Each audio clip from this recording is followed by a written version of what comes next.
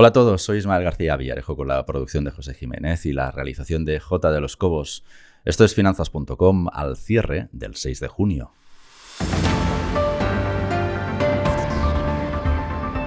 Inversores, muy bienvenidos. Víctor y yo os estábamos esperando. Víctor, bienvenido al Centro de Noticias de Finanzas.com. ¿Cómo estás? Muy bien, hola, buenas tardes. Víctor Peiro es director de análisis de GVC Gaesco. Víctor, desde un punto de vista de mercados, ¿tenemos que hacerle caso a la moción de censura de Boris Johnson? Pues yo creo que poco, ¿no? Yo creo que al final, como es una moción de censura patrocinada en parte desde dentro de sus filas, pues básicamente lo que se cambia es la cara al exterior, pero la política no creo que cambie mucho. Con lo cual los mercados yo creo que no se van a preocupar demasiado. Vamos, si te parece, a cuestiones que sí sabemos ya porque nos están preocupando más sustanciales. Insisto, siempre desde el punto de vista de mercados. Estoy convencido de que los compañeros de Internacional hoy están bueno, en ebullición, ¿no? Pero desde Finanzas.com nos interesa más bueno, la inquietud que están generando los bancos centrales. Hoy leíamos un informe de Bank of America Securities que prevé que el Banco Central Europeo subirá los tipos en 150 puntos básicos. Su última actualización era de 100 puntos básicos. Y déjame que te pregunte, Víctor, si este informe incide o redunda en el temor de los inversores a que los bancos centrales se pasen de frenada y acaben provocando una recesión más que controlando la inflación. ¿Cuál es vuestro punto de vista? Sí, efectivamente, bueno, nosotros está claro que pensamos que van a subir los tipos de interés, pero yo creo que los bancos centrales tienen que correr, y por eso de ahí el informe de Bank of America, en el sentido de que puede subir 150 puntos básicos rápido, porque yo creo que la economía se va a ir enfriando progresivamente a partir de septiembre, ¿no? Y entonces, bueno, pues van a estar muy justos para subir todo lo que quieren subir y tienen que tener armas para la próxima bajada que necesiten, ¿no? Hay que tener en cuenta que la inflación, en mi opinión, es bastante temporal, a pesar de que se ha criticado mucho a los que decían que era temporal. Lo que pasa es que en vez de ser temporal de 2 meses, al final va a ser temporal de 1 año y medio, ¿no? Pero bueno, es una inflación de oferta, está muy basada en el tema de la energía. El tema de la energía pues está en pleno cambio, ¿no? Todos sabemos que se están buscando fuentes alternativas al petróleo y al gas, ¿no?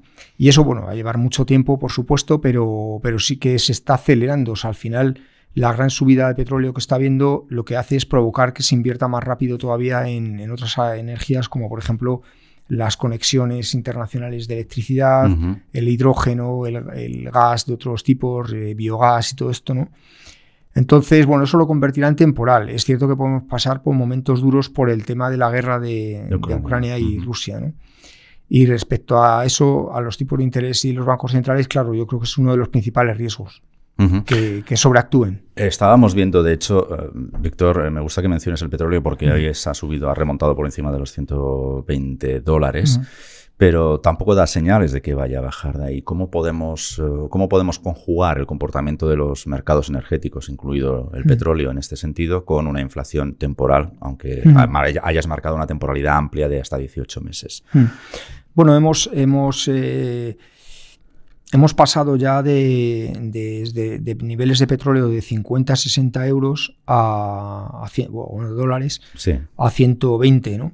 Yo creo que el paso de 100 a 120 pues está claro que es muy importante y en principio yo creo que se quedaría ahí, ¿no? Porque Arabia Saudí ha dicho que va a producir más.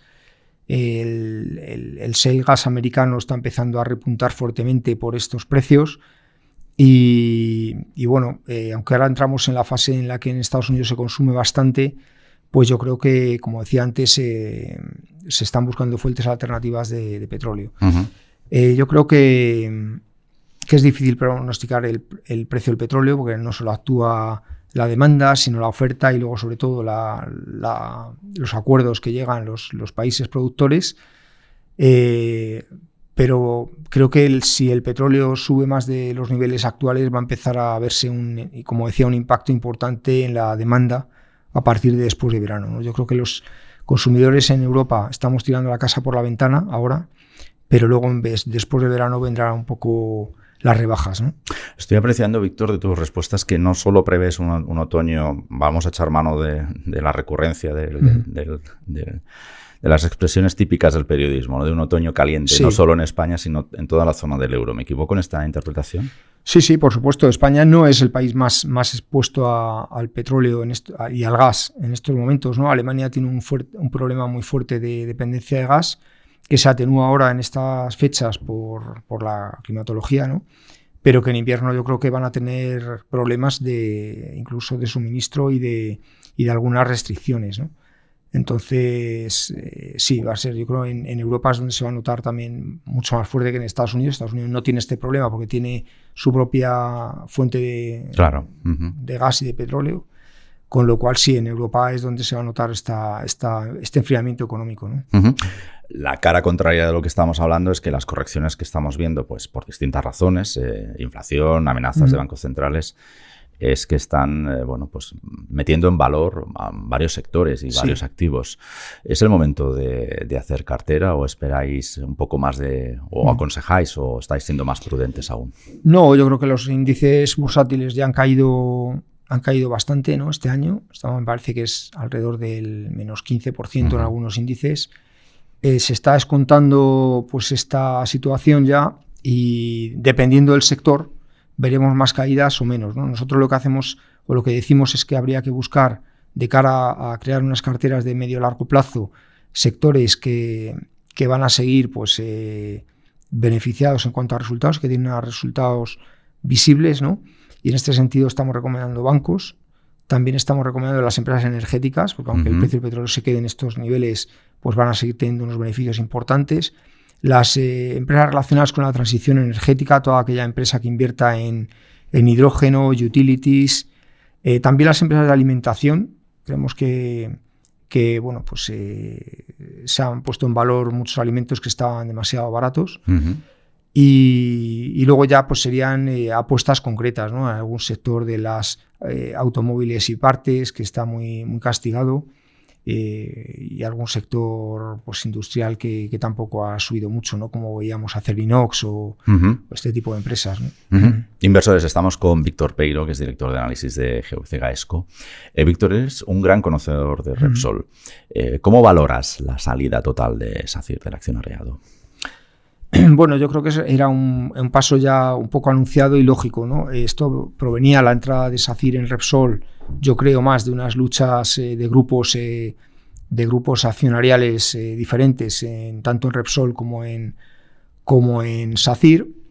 La compañía se quedó ahí, por así decirlo, metida, porque justo invirtió pues, en un momento que luego la cotización estuvo bastante débil, y una vez que se han recuperado los niveles y que la empresa puede salir más o menos airosa, pues es lógico que se salga. Con lo cual, pues bueno, para SACIR yo creo que es bueno, porque no creo que tuviera muchas sinergias estar ahí, a pesar de que sí que es verdad que siempre se puede buscar alguna, como decir, pues que algunas de las cosas en las que invierte en Repsol, pues podía pues, participar en la construcción SACIR, pero en principio, bueno, pues preferimos que se salga y que reduzca esta deuda, la que va a reducir unos 60 millones de euros de deuda con recurso, y bueno, pues que esté fuera, ¿no? Y a partir de ahora nos centramos en Repsol, el barril a $120, bueno, SACIR fuera del accionariado, que parece que a priori los analistas lo estáis valorando como una opción positiva para las dos compañías, no solo para SACIR. A partir de ahora, ¿qué catalizadores podemos esperar para Repsol, por ejemplo? Bueno, Repsol, el catalizador muy importante que está viendo, además del precio del petróleo, que es obvio, es el tema del margen de refino, ¿no? El margen de refino, pues debido al levantamiento de las restricciones y la recuperación de la movilidad y lo que llamamos el efecto de los ahorros sobrevenidos de la pandemia, que está haciendo que muchos consumidores estén viajando un montón, moviéndose mucho por las carreteras, recuperándose todos los niveles de movilidad. Todavía faltaba pues el sector aéreo, y poco a poco se va recuperando, que es un consumidor importante de fuel. Pues esto va a seguir tirando del refino, ¿no? Además, Repsol realmente produce petróleo, pero 2/3 de su producción es gas, y por lo tanto, bueno, pues en principio va a seguir sorprendiendo positivamente en los resultados, ¿no?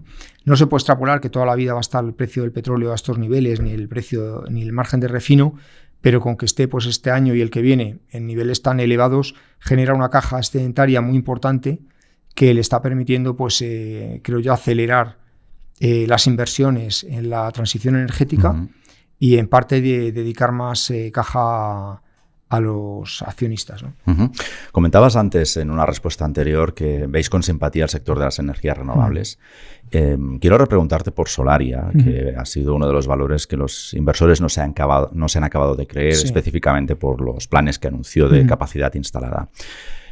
¿Vosotros os creéis los planes que tiene previstos a cumplir con el deadline de 2030? Bueno, el sector de las renovables es curioso, ¿no? Porque es un sector de mucho futuro. Tanto las autoridades como las empresas están apostando fuertemente por las renovables porque hay que dejar esa dependencia de los combustibles fósiles atrás. Pero al mismo tiempo la administración no está poniendo encima de la mesa los medios suficientes como para que esas renovables se desplieguen a la velocidad que podrían desplegarse. O sea, todas estas compañías tienen identificados, como has mencionado tú, muchísimos proyectos. En el caso de Solaria, pues esos 18.000 megavatios. Justo. Pero hay muchas otras empresas como Acciona Energía, Iberdrola, muchísimas, ¿no? Otras compañías que están saliendo a bolsa, compañías medianas y pequeñas, ACS, yo qué sé, pues todas las portuguesas, EDPR, todas estas tienen muchísimos planes y no pueden desarrollarlos porque la administración va muy por detrás en los permisos, ¿no? Que se necesitan, ¿no? Y luego además ha salido ayer lo vi en el telediario y me quedaba un poco sorprendido, ¿no? Una nueva cuña de ecologistas que antes estaban en contra de la nuclear y ahora están en contra de las renovables, ¿no? Entonces, parece que es que siempre tienen que estar en contra de algo, ¿no? Desconozco los argumentos, lo estoy sabiendo. Bueno, sí, lo de siempre, que estropea las vistas del campo, que las obras estropean mucho el campo y todo eso, que es lo de siempre, el ¿no? impacto sin impacto. Esto se llama knock in my backyard, ¿no? Todo el mundo estamos de acuerdo con todo, menos pero que en mi patio, exacto. En mi jardín, ¿no? Entonces, bueno, pues eso es lo que pasa. Pero bueno, hay que tener en cuenta que todas estas compañías tienen que cumplir con unos planes medioambientales importantes y está claro que para hacer una obra tienes que hacer destrozos, pero luego lo suelen recuperar, ¿no? Porque tienen además unos compromisos de recuperación importantes y además el tema de ESG ahora mismo les exige pues, ser bastante, contribuir a lo que es la economía de las regiones que afectan por estas actividades y tal. Entonces esos dos retrasos, el de la administración y el de estos grupúsculos que a veces bloquean algunos proyectos, pues no se entienden, ¿no? Porque al final, bueno, pues este invierno probablemente en Europa haya problemas de tener calefacción y bueno, pues habrá que ver qué dicen cuando no haya energía suficiente en un país para que se mueva, ¿no? Están retrasando esos planes. Entonces esto encajamos con lo que me preguntaba sobre Solaria. Yo los planes me los creo bastante porque Solaria ha demostrado que tiene un equipo directivo y unos proyectos identificados bastante en línea con esa situación. Lo que pasa es que cuando ya estas compañías fijan un plan a una fecha concreta de diciembre del 2022 o tal, pues ahí cuentan con factores que no dependen solamente de ellos. Entonces ahí es donde surgen las dudas de muchos inversores, ¿no? Pero vamos, en principio yo creo que sí, que se pueden retrasar más o menos los planes, pero se cumplirán. Víctor, quiero preguntarte por un último elemento de actualidad que al menos a mí me ha llamado la atención, no sé a ti. Estamos a pocas horas de saber si la SEPI aspirará a un consejero adicional en Indra. Es curioso porque en Indra, que se ha inventado lo que aquí hemos llamado la prima de riesgo político, ¿no? Es un valor que se está comportando muy bien en bolsa. ¿A qué crees que se debe esta casi dicotomía, ¿no? Sí. Bueno, pues porque realmente por ahora se están, al final el mercado, por mucho que se diga que se anticipan las cosas, lo que se está descontando son los buenos fundamentales del sector, ¿no? Y de la empresa, ¿no? La empresa, hay que recordar que los últimos trimestrales, y no solo los últimos, sino los 3 o 4 anteriores, ha mostrado unos crecimientos muy fuertes de ventas, ha mostrado una recuperación de los márgenes muy importante y la cartera de pedidos está a máximos históricos. Y luego además esto va a continuar así, ¿no? Porque al final la digitalización económica sigue adelante y Indra está en medio de ese sector. Y luego la defensa, ¿no? Que también pues, pasa un poco lo mismo con las renovables, ¿no? Que mucha gente que estaba en contra de las armas, pues ahora no sabe si está en contra de las armas o no, porque se da cuenta que también son para defender. Entonces los propios gobiernos que antes no estaban muy por la labor de invertir están invirtiendo mucho. Entonces los fundamentales son fuertes, ¿no?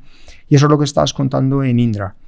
Lo que pasa es que luego ya vendrá un poco esa prima política con la decisión de si entrar en ITP o no entrar en ITP, a qué precio, con qué fondos si hay que hacer una ampliación capital para ello, no. Y la verdad que la empresa no está siendo nada clara en esa política porque no puede, porque depende más allá de lo que decidan. Está habiendo muchas turbulencias a nivel del management, ¿no? Ha salido el director financiero, ha salido uno de los 2 CEOs que había, ¿no? La parte de IT, y entonces, bueno, pues eso es lo que está en el contrapeso. Pero dicho esto, hay que recordar que este tipo de empresas en otros países europeos está participada por el gobierno, ¿no?